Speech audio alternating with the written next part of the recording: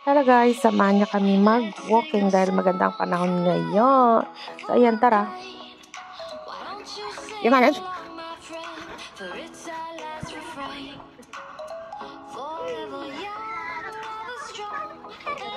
Ayan, nag-zipline yung kuya. Gusto din daw ng bunso na mag-ano. Sabi ko, after kuya, it's your turn. Okay. So, ayan, sasamahan siya ni kuya niya. 1, 2, 3, go! It's not enough. Yeah, it's not. Don't get down. Oh, that's not that scary. If we don't... Gusto pa niyang umulit. At ipapakita na daw, i-record ko daw kayo. Ipapakita daw niya sa papa niya. So, ayan. Enjoy na enjoy siya. Nung una, takot siya eh.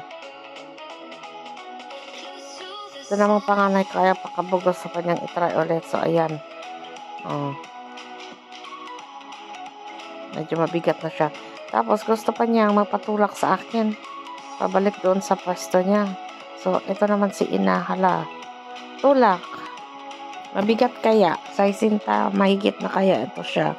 So, ako naman si hala. Si tulak. Tulak.